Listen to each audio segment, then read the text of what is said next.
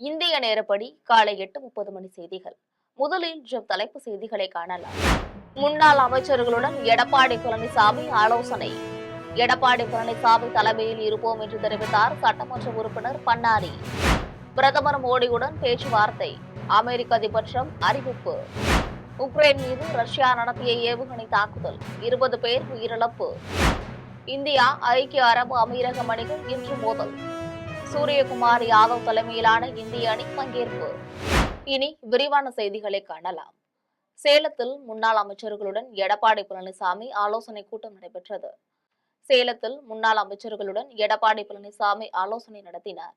இதில் முன்னாள் அமைச்சர்கள் கருப்பண்ணன், சண்முகநாதன், சட்டமன்ற உறுப்பினர் பன்னாரி, செங்கோட்டையனுக்கு பதிலாக புதியதாக நியமிக்கப்பட்ட புறநகர் மாவட்ட செயலாளர் செல்வராஜ் ஆகியோரும் எடப்பாடி பழனிசாமியை சந்தித்து ஆலோசனை நடத்தினர். எடப்பாடி பழனிசாமியை சந்தித்துவிட்டு வந்த சட்டமன்ற உறுப்பினர் பன்னாரி பேசிய போது, அதிமுக பொதுச் செயலாளர் எடப்பாடி பழனிசாமி தலைமையில் பொறுப்பாளர்கள் அனைவரும் அவருடன் தான் இருப்போம் என்று தெரிவித்தார். அதே நேரத்தில் செங்கோட்டையன் டெல்லி சென்று அமித்ஷாவை சந்தித்த நிலையில் எடப்பாடி ஆலோசனை நடத்தியதாக கூறப்படுகிறது. அவர்களை தொடர்ந்து சேலம் முன்னாள் சட்டமன்ற உறுப்பினர்கள் வெங்கடாச்சலம், கே செல்வராஜ், சேலம் நாடாளுமன்ற முன்னாள் உறுப்பினர் பன்னீர்செல்வம் ஆகியோரும் எடப்பாடி பழனிசாமியை சந்தித்து ஆலோசனை நடத்தினர்.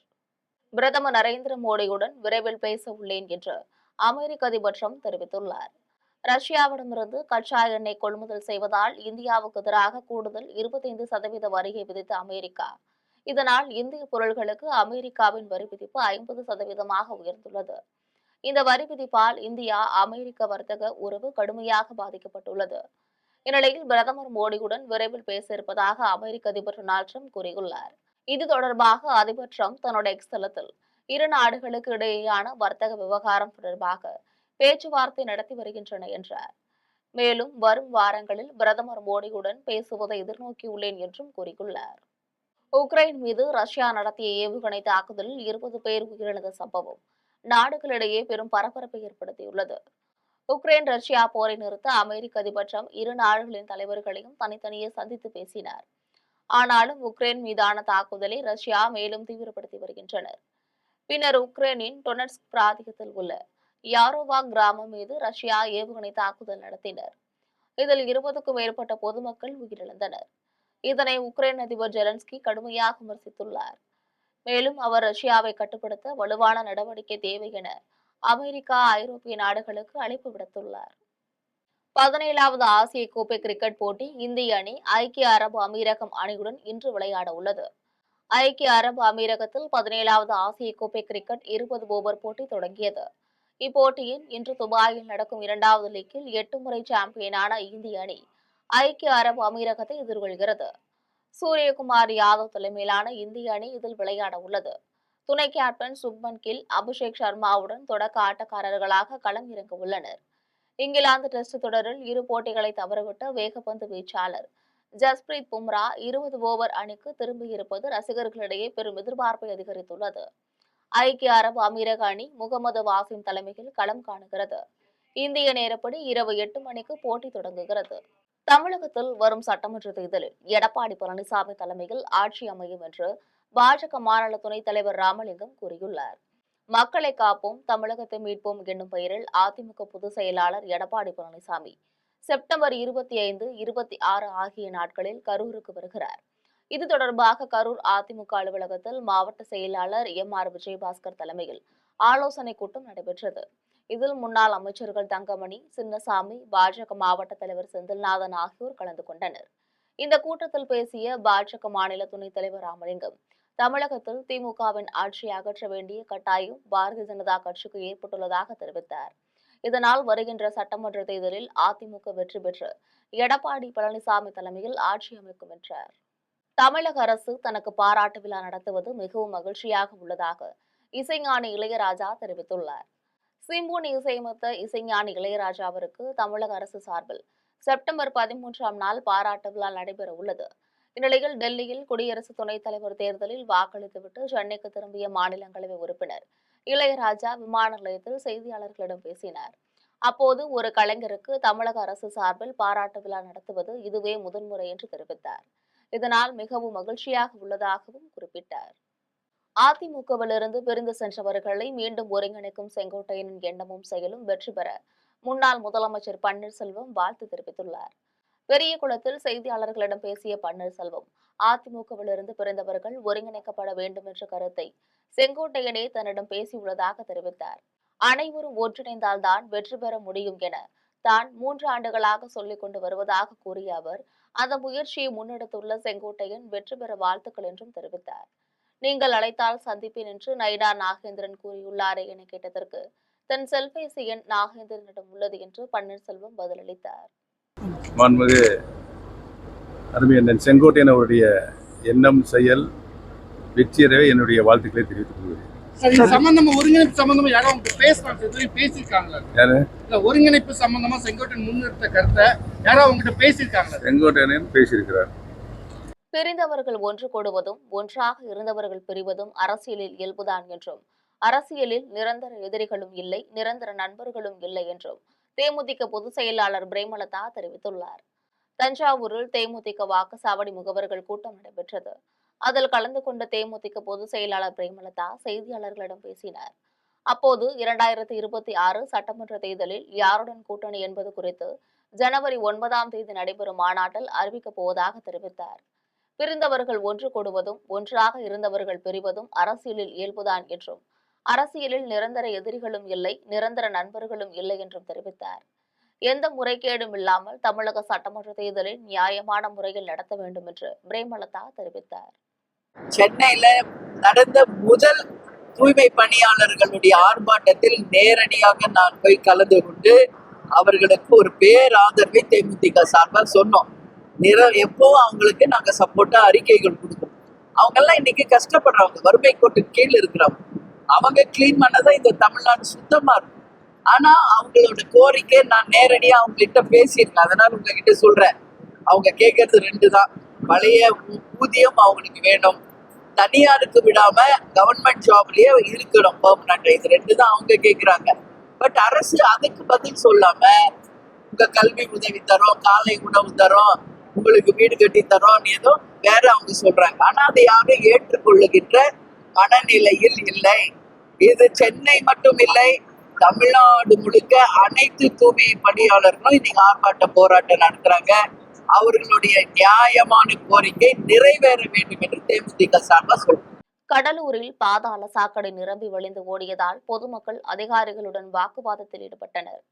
கடலூர் மாநகராட்சியில் 45 வார்டுகள் உள்ள நிலையில் முதலாவது வார்டு வரதராஜ் நகரில் 300க்கும் மேற்பட்ட வீடுகள் உள்ளன. இப்பகுதியில் சில நாட்களாக பாதாள சாக்கடை நிரம்பி தீய நாற்றத்துடன் சாலை முழுவதுமாக வழிந்தோடியதால் பொதுமக்கள் சிரமத்திற்கு உள்ளாகினர்.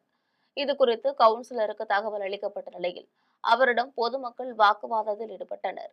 அதனைத் தொடர்ந்து பலமுறை மனு அளித்தும் அதிகாரிகள் நடவடிக்கை எடுக்கவில்லை என்று குற்றம் சாட்டினர். தகவலை அறிந்த மேயர் சுந்தரி நேரடியாக அங்கு வந்து சாக்கடை சீரமைப்பு பணிகளை மேற்கொள்ள உத்தரவிட்டார். இதனால் அப்பகுதியில் சற்று நேரம் பரபரப்பு நிலவியது. திண்டுக்கல் மாவட்டம் பழனியில் ஆரி வேலைக்கான நோபல் உலக சாதனை நிகழ்ச்சியில் தமிழகம் முழுவதும் இருந்து ஏராளமான பெண்கள் கலந்து கொண்டனர். பழனியில் இந்திய ஆரி தொழிலாளர்கள் சங்கத்தின் சார்பில் வீட்டில் முடங்கி கிடக்கின்ற பெண்களின் வாழ்வாதாரங்களை உயர்த்துகின்ற வகையில் பெண்களுக்கான சுயதொழில் வேலைவாய்ப்பை ஏற்படுத்த வேண்டும் என்பதற்காக நோபல் உலக சாதனை நிகழ்ச்சி நடைபெற்றது. இதில் தமிழகத்தின் பல்வேறு மாவட்டங்களில் இருந்து ஏராளமான பெண்கள் கலந்து கொண்டனர். 1.5 மணி நேரத்தில் இந்திய தேசிய கொடியை ஆரி வேலையின் மூலமாக தங்களது கைவண்ணத்தில் செய்து காண்பித்தும், தையல் இயந்திரம் இல்லாமல் வெறும் கைகளால் ஆடைகளை தைத்தும் சாதனை படைத்தனர். அழகு கலையை ஊக்குவிக்கும் விதமாக மணப்பெண் அலங்கார அழகு கலை போட்டியையும் நடைபெற்றது. சௌந்தர்யா என்ற பெண் பள்ளி மாணவ மாணவிகளுக்கு இலவசமாக சிலம்பம் கற்றுக் கொடுத்து சிலம்பம் சுற்றியதை கண்டு பழனி சட்டமன்ற உறுப்பினர் செந்தில்குமார் மனைவி மெர்சி பாராட்டி கேடயத்தை பரிசளித்தனர். மேலும் கலந்து கொண்ட அனைவருக்கும் பரிசுகளும் பாராட்டு சான்றிதழ்களும் வழங்கப்பட்டன. லட்சுமி நாராயணன் சார் எங்க பெண்களுக்காக ஒரு ஆரிய அமைப்பை உருவாக்கி கொடுத்திருக்காரு.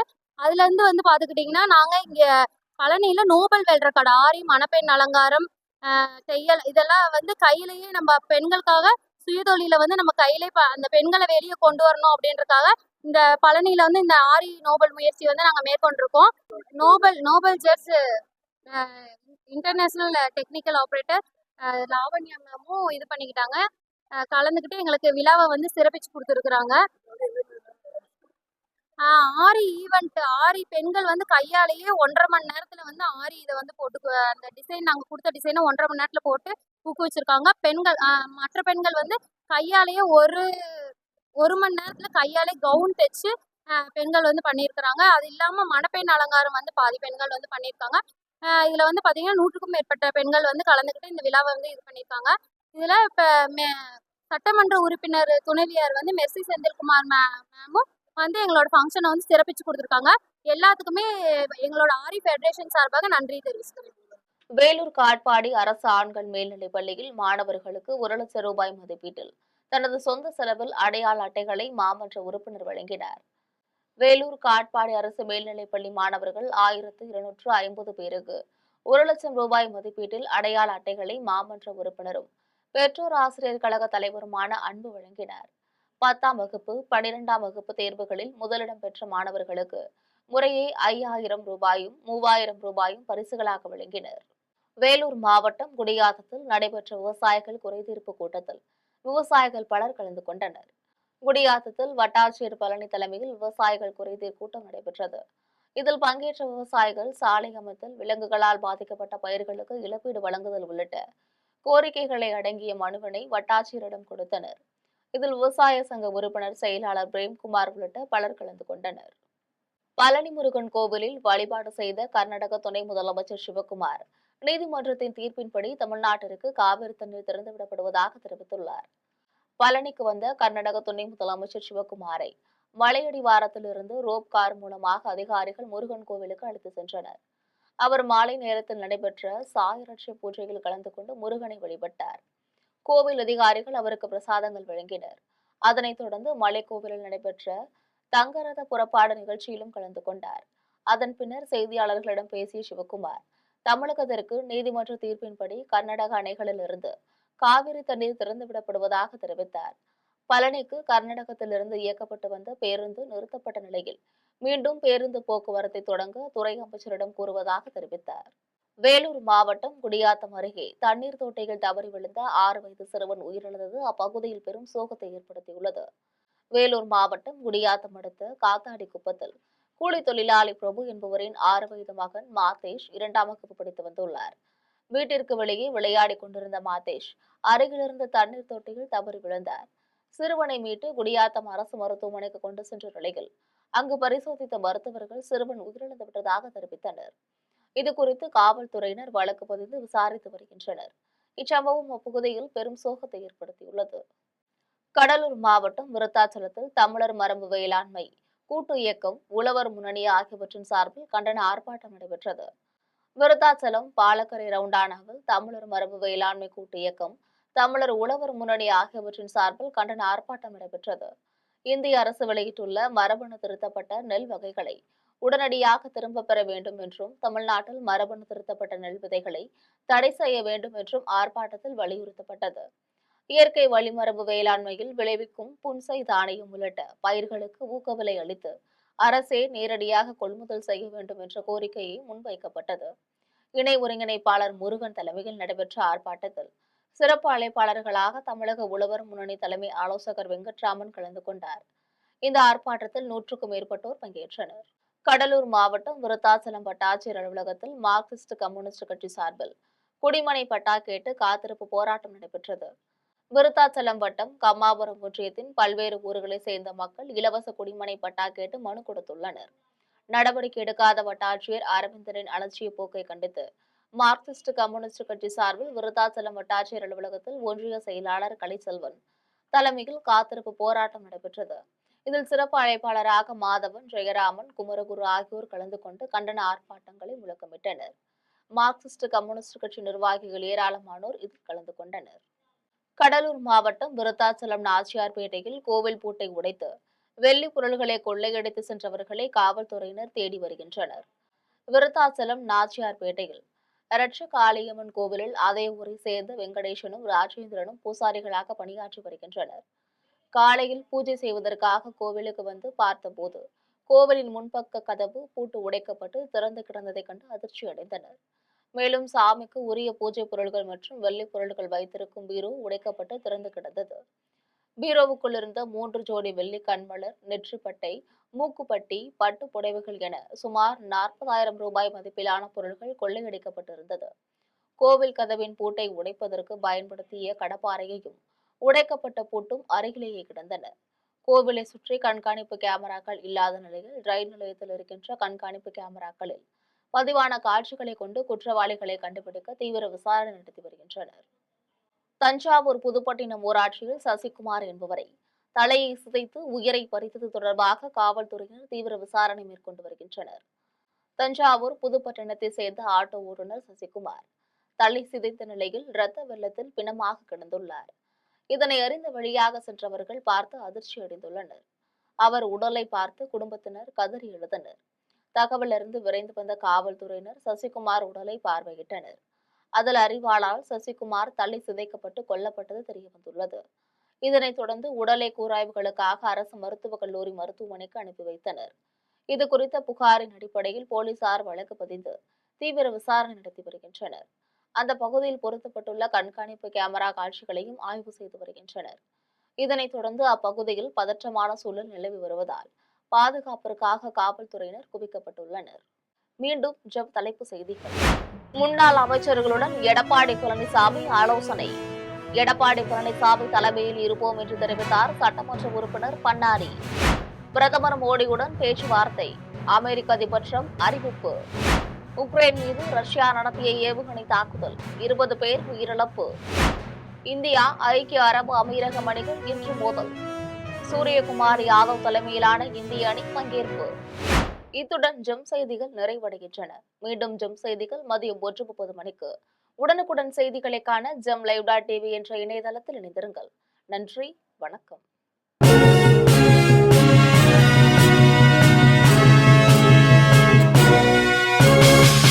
உடனுக்குடன் அப்டேட் தெரிந்து கொள்ள ஜெம் டிவி தமிழ் ஆப்பை இன்ஸ்டால் செய்யவும்.